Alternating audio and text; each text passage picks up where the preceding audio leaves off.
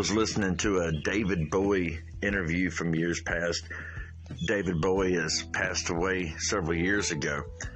But in the 80s, in the 70s, a lot of his songs, even in the 60s, a lot of his songs were just epic songs. The Space Odyssey and different ones he did. Let's Dance. He was very big, but he got caught up in a life of drinking and alcohol and things, and he had gotten sober, been sober for years. And it kind of reflected on my own story because I've been sober for about 3 years now, going on 3 years. And it was just, man, it's almost like he was reading my mind when he was saying that he could never go back to that. It would kill him. And you're like, yes, that's exactly how you feel. And all the relationships that you drowned yourself away from, now you're getting all not all. Okay, not all. There's some people out there that will never, ever forgive you for some of the things you've done or said, But you start to get these better relationships with your family, better relationships with your children. And, over the years, I'll tell you, it's really, really hard to run into people that just don't know, They may offer you a beer. They may offer you something, whatever else. They just don't know your story. But David Bowie said it best when he said, I can't go back to that. That would kill me. I'm enjoying where I'm at now. And better than any drug, better than any drink, is that peace of mind of knowing that your friends, your family, and everybody that's around you, they know that you're giving your best. Now, a lot of people have battles of their own. Sometimes it's not addiction. Sometimes it's not alcohol. But it's something.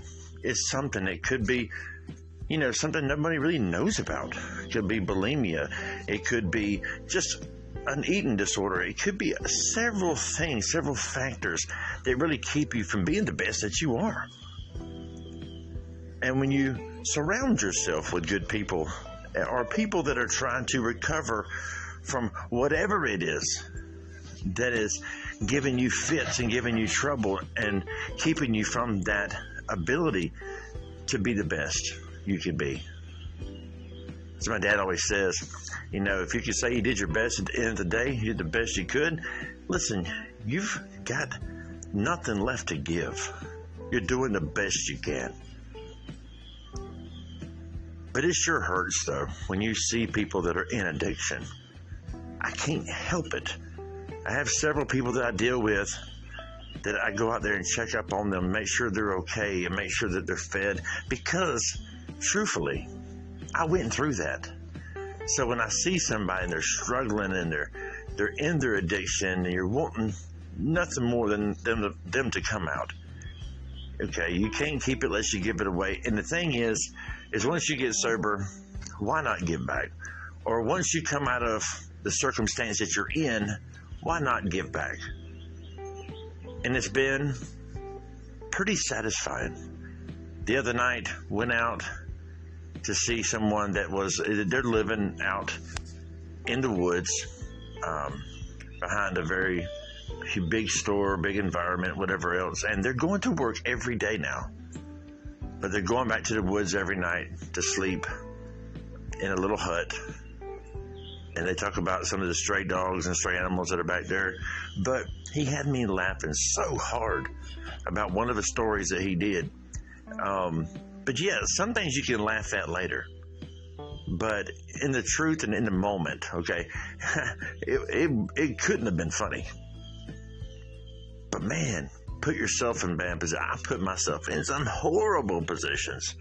Wake up in jail and not know why you're there. Why am I here? I had to ask them that. And it wasn't just once or twice or 3 times. It was many times. I had to be like, why am I here again? What if they would have said, hey, you ran over somebody last night? When you hear of someone drinking and driving and killing someone else, including themselves or whatever, that's the last thing they wanted to do. When I hear about that, I'm just shaking my head going, man, that could have been me. But when you battle things, you battle your past, and there's things out there that are just your Achilles heel. could be different than addiction. It could be different than drink. All that stuff could be different.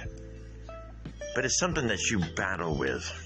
Listen, I'm just going to say, when you're ready, oh man, give it your best. Just give it your best. Surround yourself with good people and watch. Just watch. You're listening to Brokeman Radio Worldwide. Sometimes we get real. We get real. I put God first in my life.